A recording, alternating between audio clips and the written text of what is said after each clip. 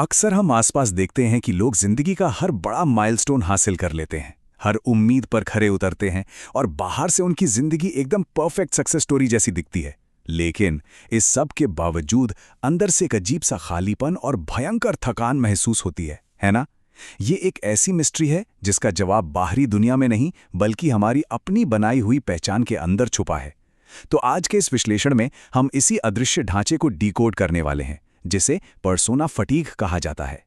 एक ऐसी गहरी थकान जिसे नींद भी ठीक नहीं कर सकती। जरा इस बात की गहराई को समझिए।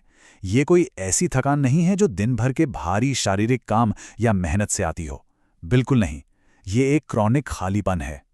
ये थकान तब होती है जब सारी एनर्जी सिर्फ एक रोल प्ले करने में या दूसरों की उम्मीदों वाला कैरेक्टर बने रहने में खर्च हो जाती है।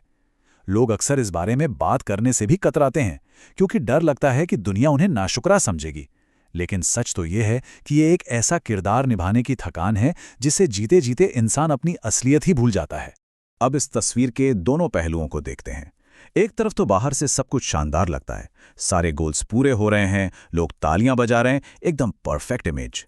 लेकिन दूसरी तरफ ठीक इसके पीछे एक बहुत ही थका देने वाली सच्चाई है।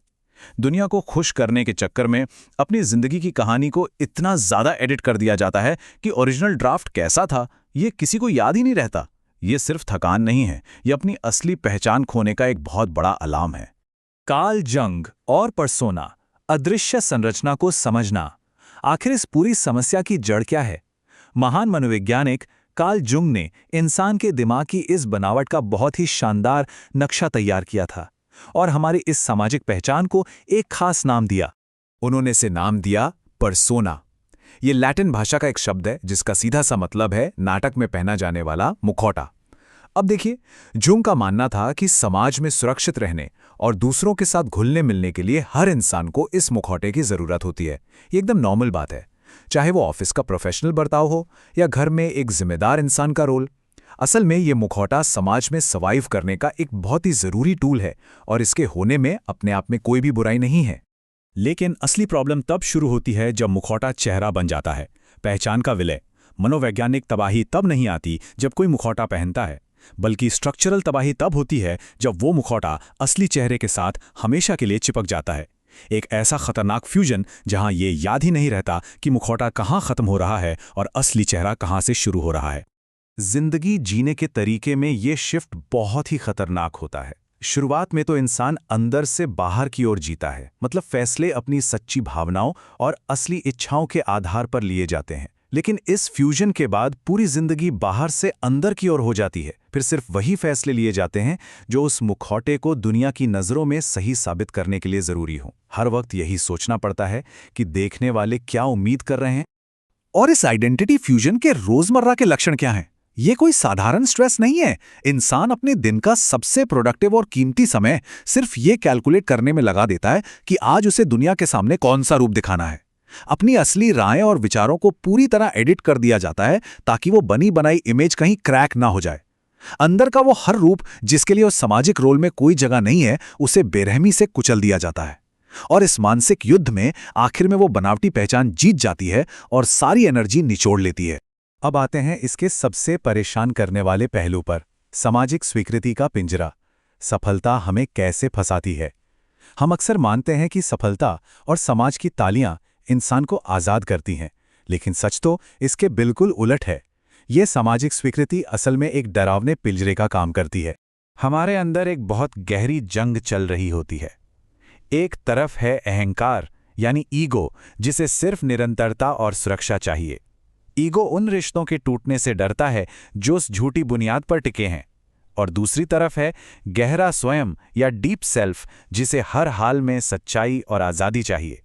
ईगो चाहता है कि यह परफॉर्मेंस बस यूं ही चलती रहे, जबकि अंतरात्मा उस घुटन भरे ढांचे को तोड़कर बाहर आना चाहती है। जंग की एक बहुत ही दिलचस्प और गहरी ऑब्जर्वेशन है।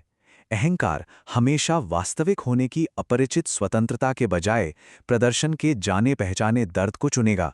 मतलब रोज रोज उस घुटन और दर्द को सहना तो बर्दाश्त कर लिया जाएगा, लेकिन मुखौटा उतारकर असली होने की आज़ादी से हर कोई घबराएगा, क्योंकि वो आज़ादी एकदम नई, अनजान और डरावनी होती है। अपने कृत्रिम छवि को त्यागना, मनोवैज्ञानिक उपचार। तो फिर इस फटीग का इलाज क्या है? इससे बाहर आने का इकलौता तरीका है अपनी उस बनावटी और परफेक्ट इमेज को पूरे होशो-हवास में सरेंडर करना। ये कोई रातों रात होने वाला काम नहीं है। इसके लिए एक बहुत ही कॉन्शियस एफर्ट की जरूरत होती है। इस मुखौटे को उतारने के कुछ बहुत ही प्रैक्टिकल कदम हैं। सबसे पहले, बिना किसी दर्शक के अकेले में समय बिताना। जब इम्प्रेस करने के लिए कोई भी ना बचे, तब खुद से पूरी ईमानदारी से ये पूछना कि असल में क्या चाहिए। और फिर रियल वर्ल्ड में लोगों की असहमति का सामना करने के लिए छोटे छोटे और सोच समझकर प्रयोग करना शुरू करना। ये असहमति के प्रयोग कैसे होते हैं? बहुत सिंपल है। उन पुरानी हॉबीज या शौक को वापस अपनाना जिन्हें सिर्फ इसलिए छोड़ दिया गया था क्योंकि वे उस परफेक्ट इमेज के साथ फिट नहीं बैठते थे। कोई ऐसी राय बेझिझक सामने रखना जो उस बने बनाए रोल के एकदम खिलाफ हो, या फिर कोई ऐसी कमजोरी, कोई ऐसी वल्नरेबिलिटी दुनिया को दिखाना जिसे मुखौटे ने हमेशा से छुपा कर रखा था। इन छोटे छोटे कदमों से यह साबित होता है कि उस खोखली परफॉर्मेंस के बाहर भी एक असली इंसान जिंदा है। स्वयं का प्रकटीकरण परछाई के पार। और जब ऐसा होता है तब आती है फाइनल स्टेज। ये इस पूरी जर्नी का सबसे रिवॉर्डिंग हिस्सा है। जब उस झूठे और फूले हुए पर्सोना को खत्म कर दिया जाता है, तब परछाई के उस पार से कुछ बहुत ही सच्चा, गहरा और ऑथेंटिक उभर कर सामने आता है।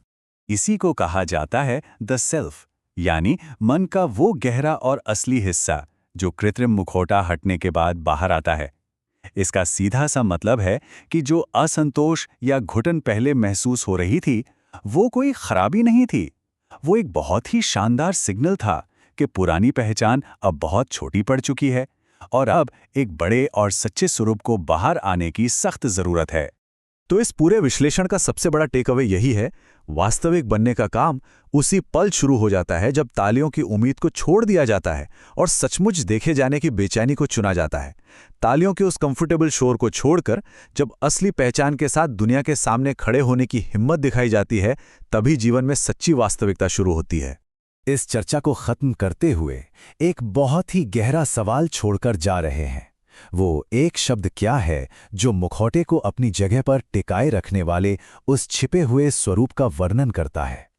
एक पल के लिए रुकिए और सोचिए कि वो कौन सा छिपा हुआ हिस्सा है जिसे महज एक सामाजिक छवि को बचाए रखने के लिए दबा दिया गया है। बिना किसी एक्सप्लेनेशन के बस उस एक शब्द को अपने अंदर खोजने की कोशिश कीजिए, क्योंकि याद रखिए, उसी एक जवाब में ही सच्ची आज़ादी और वास्तविकता की चाबी छिपी है।